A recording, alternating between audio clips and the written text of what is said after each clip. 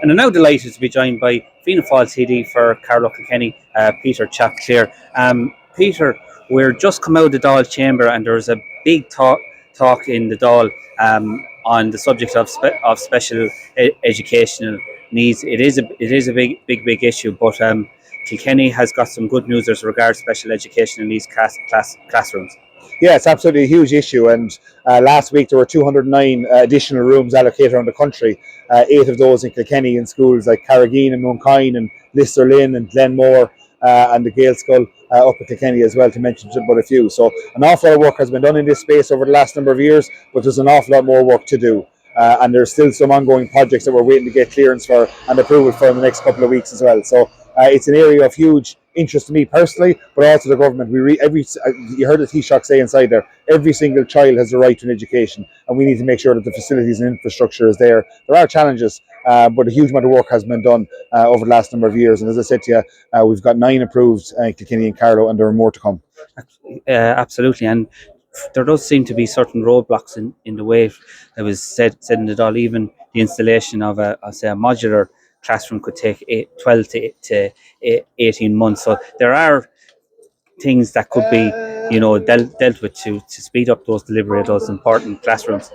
Yeah, I mean, there definitely are infrastructural issues as well. And I suppose we have a situation at the moment where in some instances you have children that have to travel outside of their own community to avail of these services, and that's not right. So the plan is, and fairness to the Taoiseach, he said he's going to put a task force in place on this, but the plan is that every single child will have the opportunity to get access to education in their own community where possible. So as I said to you, there's an awful lot of work has been done in the past. We have record number of SNAs in the country now, more than has ever been since the foundations of the state. So it's huge investment going into this. And I've personally spoken to Minister Michael Moynihan as well in relation to this area, and he's very, very driven in terms of making sure that every single child gets access to place and education in their community insofar as possible.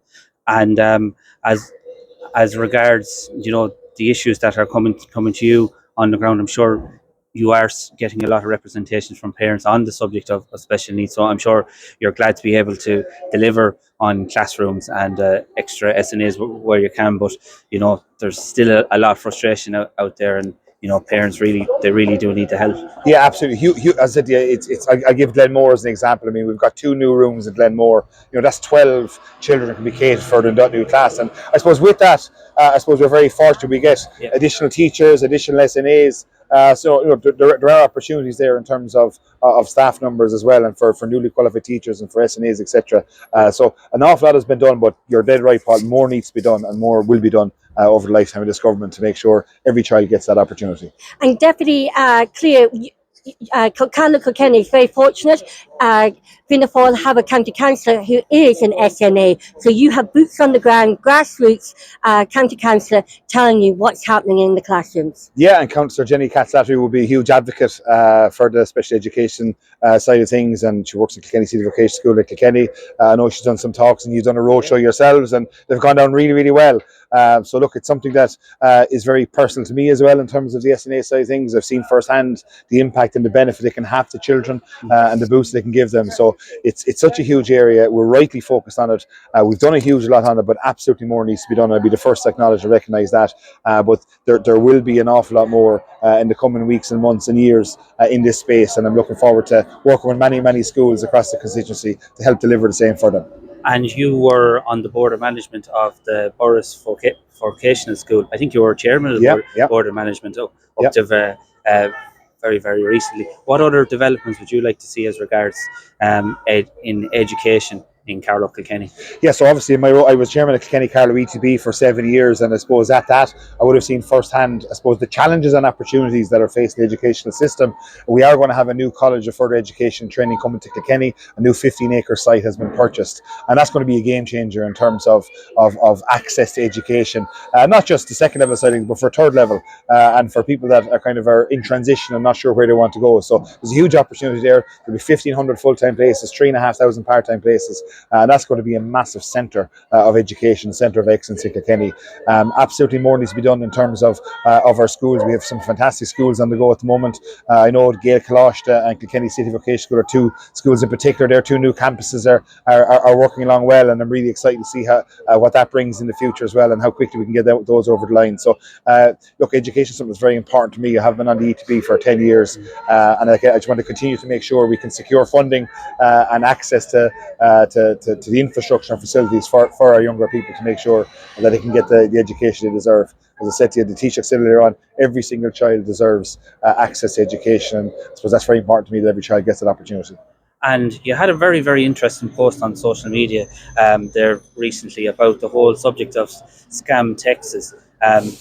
Could you tell our viewers a little bit more about that? Yeah, so similar to your email, I suppose legislation is required, but I'm looking for the speed of this legislation to enable when people get SMSs on their phones. All of your people that are watching this, people get their text messages, and sometimes it's from the state, and sometimes from the revenue, or it's from the banks, or it's from Irish Water, whatever, looking for money. And these scam texts are a nuisance, and they're really preying on vulnerable people and I suppose consumers in general, whatever. So there is a filter that can be put in place to stop those messages coming through. It's already in operation in an awful lot of English-speaking countries like Australia and the UK and America, and actually in some EU member states it's in place as well. So I'm calling for this filter to be put in place now on all Irish devices, so that those, I suppose, messages that come through, scam messages, that they can be stopped, and we can protect our consumers and protect our people. So that's something I'm very passionate about, and we're trying to fast track it. It's in the programme for government. It's a specific measure, but I want to see that introduced this year to give that peace of mind and security to our people. And even the most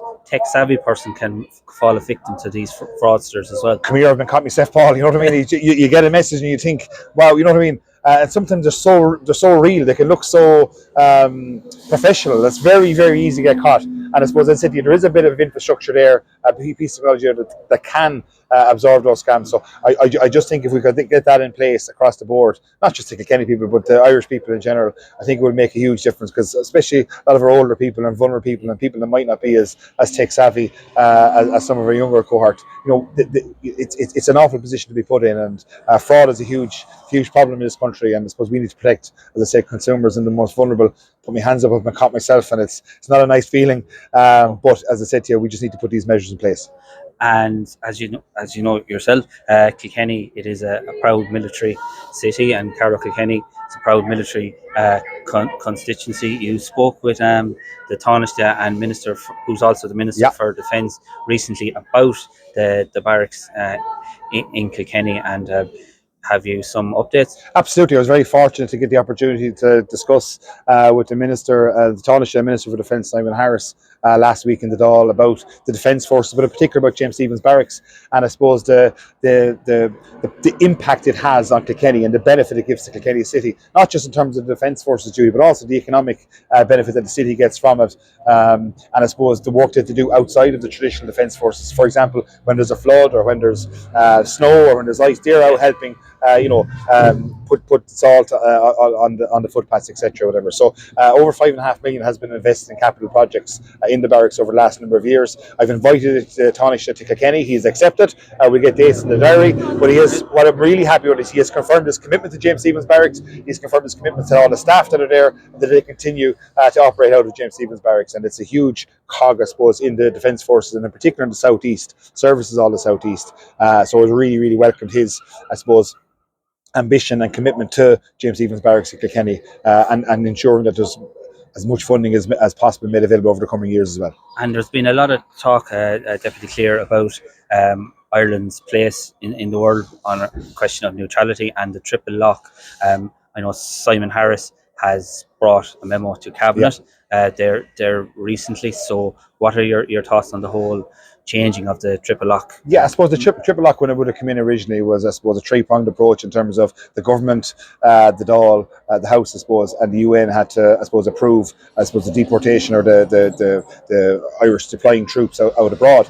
And I suppose the challenge is at the moment is that you have the likes of Russia and the likes of China and those countries that could potentially stop us from deploying our troops on peacekeeping missions abroad. Or, for example, if there's an ambassador or people in a foreign country to help to get them out. We cannot do that. So that particular piece of legislation is coming before the Dáil to take away that particular element. Obviously, it will still need approval from the government. It will still need approval from the Dáil. But it's just, we're a different country now than we were 10 years ago. And it's a very fragmented society we have right now, and there's a lot of challenges out there. So as I said, it's a measure that's being brought in, and that I think will give us more security and I suppose more of a right in our own country to decide what we want to do.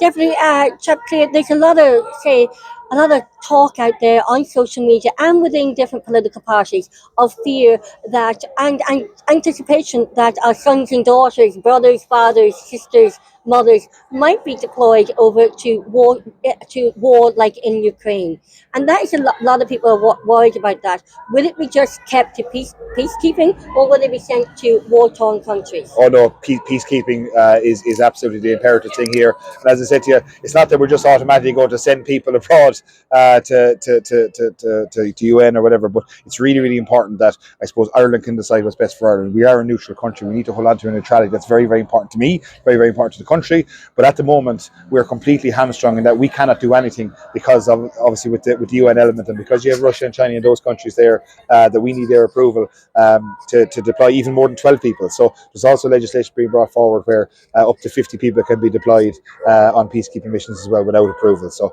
it's just a kind of a modernisation, and it's just a fragmented world we live in right now, that we just need to have those that option there. So it's really good to have this opportunity to clarify for you as a Fianna Fáil deputy in Dail Eireann and who's in your party's in government, that our neutrality is paramount. Oh, look, our neutrality. Look, as I said, one thing, and I pride myself as an Irish Republican. Neutrality is absolutely imperative, and this is not to take away from neutrality in any way, shape, or form. It's just to have that the Irish people can decide and the Irish country can decide what to do, because at the moment we're completely caught because of the triple lock.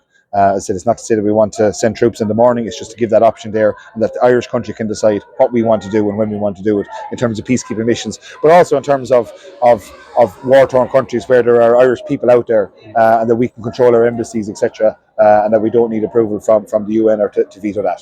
And finally, Chap, of course, you're very well known through your sporting exploits. You were former manager of the Kilkenny Camogie team. There has been a lot of disquiet within the soccer community in Kilkenny and the southeast around the FAI's plan to move to kind of a summer soccer season, kind of to bring it in line with the League of Ireland. That's going to have a big impact on rural clubs in Kilkenny. It's going to be catastrophic, Paul, and I'm very clear in terms of my view of it. At the end of the day, I personally think it works very well in Kilkenny and in Carlow at the moment. We're a GAA county more traditionally than a soccer county, but the two of them can coexist. It's not a case of you have to do one or the other, and at the moment they coexist brilliantly. And we have girls and boys and women and men playing both codes fantastically, and they're getting huge enjoyment out of it. And I suppose the worry, and the deep worry that families have come to me, is that if it changes to the calendar year, then children will be forced to decide whether they pick A or pick B, whether they pick soccer or GA or soccer or another sport. And as I said to you, they can absolutely coexist. There's no point having all these sports playing everything in 6 months and then 6 months at home on their iPads and not doing anything. There's the infrastructure is there. It's a fantastic well run as it is, and I suppose my view is that every county should be able to decide what's best for each county. So rather than being dictated by FAI headquarters in Dublin, that Kilkenny could decide, well, this works best in Kilkenny, this works best in Carlow. And I think if you leave it up to the clubs themselves to decide, I think they will do what's absolutely best for their county. And not just for players, but for coaches and volunteers and mentors. The GAA, you'd have someone that's coaching a soccer team who's also coaching the GAA team. So you're creating a clash there as well also. It's absolutely, I mean, I would say 50% of the soccer coaches are also GAA coaches, because they're out there putting themselves out there. And I'll give you an example. My third eldest daughter plays soccer with Highview Athletic, and there's 20 girls on the panel. And they were asked a couple of weeks ago if they had to pick between hurling and between camogie and soccer, which they do. And 3 of them don't play camogie, so they said they play soccer. But the other 17 all said, we love playing soccer, we absolutely love it, but we pick camogie over soccer. So in that instance, that particular soccer team would not have a team.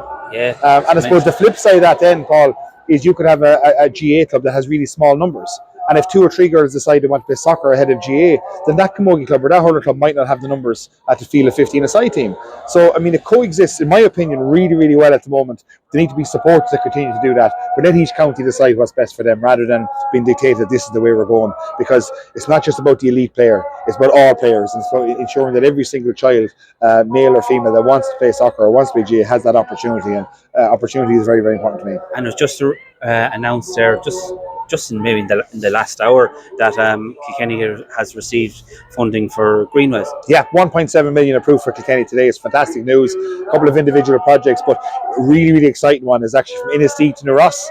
The Greenway is 400,000 put aside for that, so that's going to be absolutely fantastic in terms of linking up the Greenway that's coming from Waterford and Dungarvan the whole way into New Ross, and now linking it back up to Innisteed. The master plan then would be go from Innisteed into Thomastown, into Bennettsbridge and back up to Kilkenny. So all of a sudden we're in I suppose a situation where we're working on linking Dungarvan the whole way up to Waterford, into New Ross, and up to Kilkenny City, which is absolutely fantastic. So funding has been put aside this year, 400,000 for that project. Also, there's €1 million put aside for the Callan bypass. It's a black spot at the moment, but there's footpaths going in there, there's cycle lanes, it's going to be made straighter, it's going to be made safer, so that project is ongoing as well, along with other projects such as the continuing of the active travel programme on the ring road. There is some issues with the existing structure that's there, they need to be sorted, but those cycle lanes and footpaths on the ring road as well just need to be tidied up and made safer for all. Absolutely. Deputy Peter Chap Cleere, thanks a million for taking the time to chat to us here on the Irish Political Roundup. We've covered a fair amount of ground in the interview, so we wish you all the best for the rest of the lot. Thank you, Paul. And believe your new office is open soon. So open 2 weeks time, can you please, guys? Yeah, wish you well with that as well. Yeah. Perfect. Thanks, Paul. Thanks.